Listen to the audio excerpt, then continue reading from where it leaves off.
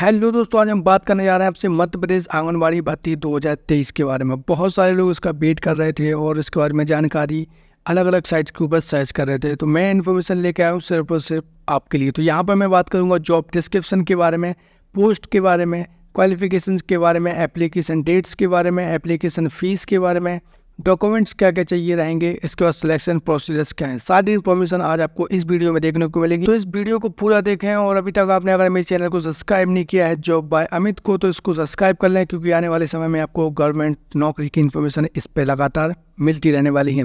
तो चलिए चलते हैं हम अगली इन्फॉर्मेशन के ऊपर। सबसे पहले मैं आपको बताऊंगा दोस्तों जॉब डिस्क्रिप्शन के बारे में कि जॉब क्या आपकी प्रोफाइल होने वाली है। आंगनबाड़ी कार्यकर्ताओं के लिए यहाँ पे वैकेंसीज निकाली गई है। तो ये आंगनबाड़ी कार्यकर्ता दोस्तों होता क्या है, ये चीज़ आपको पहले पता होना चाहिए।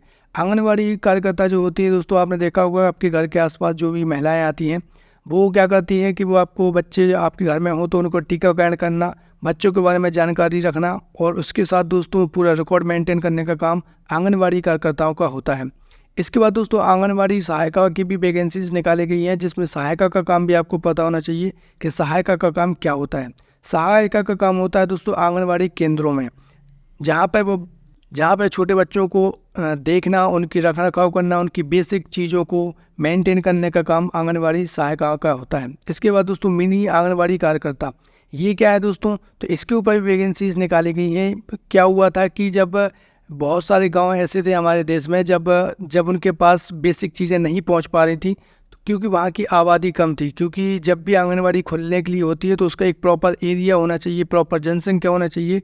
तो उसको देखते हुए क्या किया सरकार, मिनी आंगनबाड़ी खोल दी, ताकि जहाँ पे 100 से 150 के परिवार रहते हैं तो वहाँ पे भी जो बच्चे हैं उनकी देख रेख अच्छे से हो सके और उनके जो भी बेसिक चीज़ें हैं उनको प्राप्त हो सकें। तो इसलिए मिनी आंगनबाड़ी की शुरुआत की गई थी। तो इसके ऊपर भी लगातार वैकेंसीज आपको देखने को मिलती हैं अलग अलग क्षेत्रों में, जो आपको जानकारी होनी चाहिए। तो ये थी दोस्तों बेसिक जॉब प्रोफाइल, जो अभी तक आपको शायद पता ही नहीं होगी कि ये काम क्या होगा। चलते हैं अगली इन्फॉर्मेशन के ऊपर। यहाँ पे मैं आपको बताऊंगा पोस्ट के बारे में। तो दोस्तों आंगनबाड़ी कार्यकर्ताओं की जो पोस्ट निकाली गई हैं वो निकाली गई 46। इसके बाद आंगनबाड़ी सहायिका की जो पोस्ट निकाली गई हैं वो निकाली गई हैं 103 और मिनी आंगनबाड़ी कार्यकर्ताओं की जो पोस्ट निकाली गई हैं वो निकाली गई हैं केवल 2। तो इस प्रकार से दोस्तों केवल पूरी टोटल पोस्ट हैं 151 है। तो ये आपको जानकारी। अब हम बात करेंगे दोस्तों एप्लीकेशन डेट्स के बारे में, जो कि बहुत इंपॉर्टेंट है आपके लिए जानना। तो एप्लीकेशन डेट्स में दोस्तों स्टार्टिंग डेट से जो फॉर्म भरने की वो है दोस्तों 19 अगस्त 2023 से इसके फॉर्म भरना स्टार्ट हो जाएंगे। इसके बाद दोस्तों फॉर्म भरने की लास्ट डेट है 25 अगस्त 2023 तक। ये इन्फॉर्मेशन आपको जरूर होनी चाहिए। इसके बाद हम बात करेंगे दोस्तों क्वालिफिकेशन के लिए। तो क्वालिफिकेशन में उम्मीदवारों को किसी भी मान्यता प्राप्त बोर्ड से 8वीं पास की हो, 10वीं पास की हो, 12वीं पास की हो या उसके आसपास कोई सी भी डिग्री हो जो आपने पास की हो, वो आपकी क्वालिफिकेशंस के तौर पे एक्सेप्ट की जाएगी। तो यहाँ पे 8वीं से लेकर ग्रेजुएशन तक के विद्यार्थी आंगनबाड़ी कार्यकर्ताओं के लिए या फिर मिनी आंगनबाड़ी कार्यकर्ताओं के लिए या फिर सहायिका के लिए आवेदन कर सकते हैं। हम जाते हैं अगली इन्फॉर्मेशन को। भाई यहाँ पे मैं डॉक्यूमेंट आपको बताऊंगा कि डॉक्यूमेंट क्या क्या आपके पास होने चाहिए। तो डॉक्यूमेंट में आपके पास मूल निवासी प्रमाण पत्र होना चाहिए, आय प्रमाण पत्र होना चाहिए, निवास प्रमाण पत्र होना चाहिए, जाति प्रमाण पत्र होना चाहिए, क्वालिफिकेशन मार्कशीट्स होना चाहिए, राशन कार्ड्स होना चाहिए, जन्म प्रमाण पत्र होना चाहिए, experience certificate, passport size photo और आवेदन फॉर्म। ये आपके पास दोस्तों डॉक्यूमेंट्स में होना चाहिए, जो आप पहले से अपने पास रख लीजिए। इसके बाद हम दोस्तों बात करेंगे सिलेक्शन प्रोसीजर्स के बारे में। सिलेक्शन प्रोसीजर्स को ख़त्म करने के बाद हम बात करेंगे दोस्तों कहाँ पे कितनी वैकेंसीज निकाली गई हैं उस इन्फॉर्मेशन के बारे में। तो वीडियो के अंत तक जरूर बने रहिए। तो दोस्तों सिलेक्शन प्रोसेस के लिए सबसे पहले आपको क्या करना है, फॉर्म को प्रिंट करा लेना है। उसके बाद बताए गए डॉक्यूमेंट को आपको दोस्तों अटैच कर देना है। उसके बाद जो भी आपके आंगनबाड़ी का हेड ऑफिस होगा वहाँ पे आपको जाके इस फॉर्म को जमा कर देना है। और जिसका फॉर्म भर रहे हैं उनको स्वयं उनको जाके जमा करना पड़ेगा।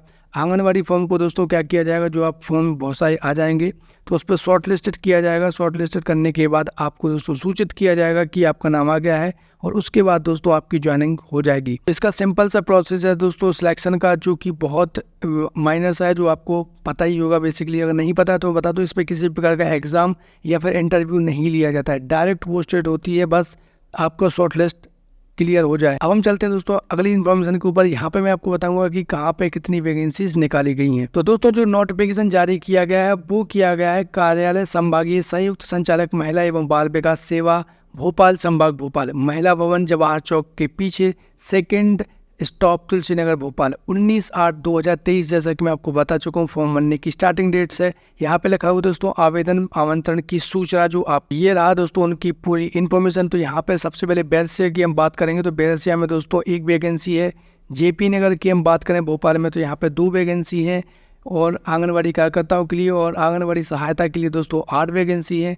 यहाँ पे हम अगर बात करें गोविंदपुरा के लिए तो 1 वैकेंसी है आंगनबाड़ी कार्यकर्ताओं के लिए और सहायिका के लिए 2 वैकेंसी है। और दोस्तों बाणगंगा में भी लगभग आंगनबाड़ी कार्यकर्ताओं की 3 वैकेंसी और सहायिका की 5 वैकेंसी है। मोतिया पार्क के लिए भी यहाँ पे 1 वैकेंसी आंगनबाड़ी कार्यकर्ताओं के लिए और आंगनबाड़ी सहायिका पद के लिए यहाँ पे 3 वैकेंसियाँ हैं। बरखेड़ी में भी वैकेंसीज निकाली गई हैं तो आंगनबाड़ी कार्यकर्ताओं की 0 वैकेंसी है लेकिन आंगनबाड़ी सहायिका की यहाँ पे 6 वैकेंसी हैं। इसके बाद चांदवड़ा में दोस्तों 2 वैकेंसी है आंगनबाड़ी कार्यकर्ताओं की और सहायिका के लिए। और यहाँ पे कोलार की हम बात करें तो दोस्तों यहाँ पे आंगनबाड़ी कार्यकर्ताओं के लिए 0 वैकेंसी है, 1 भी नहीं है। और यहाँ पे अगर हम बात करें सहायिका के लिए तो 4 वैकेंसी हैं। यहाँ पे हम अगर एकीकृत बाल विकास परियोजना फंदा की हम बात करें तो 2 वैकेंसी आंगनबाड़ी कार्यकर्ताओं के लिए और सहायिका के लिए दोस्तों यहाँ पे 2 वैकेंसी हैं। तो इस प्रकार से टोटल 4 वैकेंसी हैं। तो कुल भोपाल में दोस्तों वैकेंसी हैं 12 आंगनबाड़ी कार्यकर्ताओं के लिए और आंगनबाड़ी सहायिका के लिए लगभग 32 वैकेंसी हैं। आपके सामने ये दिख रही होंगी। इसी प्रकार से दोस्तों हम पूरी इन्फॉर्मेशन को तो एक एक करके रीड नहीं करेंगे, नहीं तो वीडियो बहुत ज़्यादा लंबी हो जाएगी।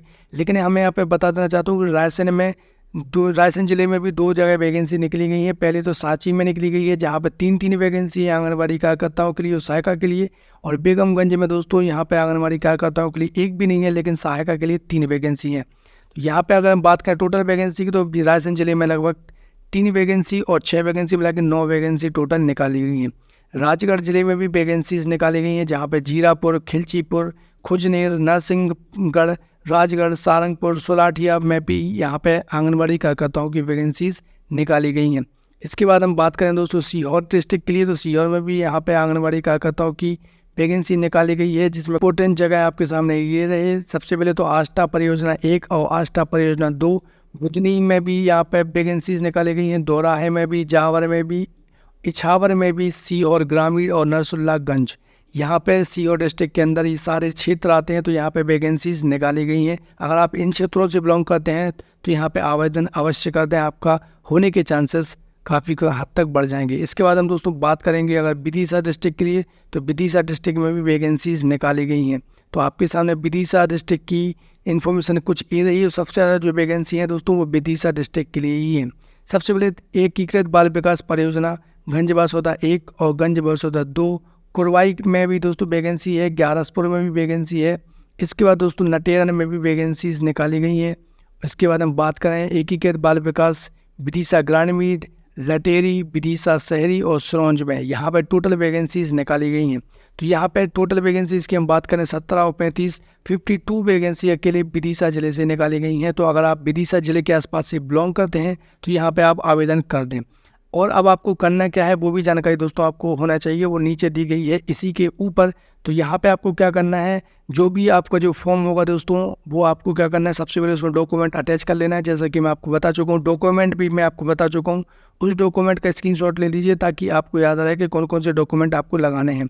तो यहाँ पे दोस्तों क्या करना है, आपको यहाँ पे किसी प्रकार से जो फॉर्म है वो ऑनलाइन आवेदन नहीं करना है, ना ही ऑनलाइन आवेदन की व्यवस्था रखी गई है। आपके आसपास जो भी आंगनबाड़ी की हेड ऑफिस है वहाँ पे सारे डॉक्यूमेंट को जमा कर देना है फॉर्म के साथ। और जिसको दोस्तों फॉर्म भरना है उनको स्वयं जाना पड़ेगा।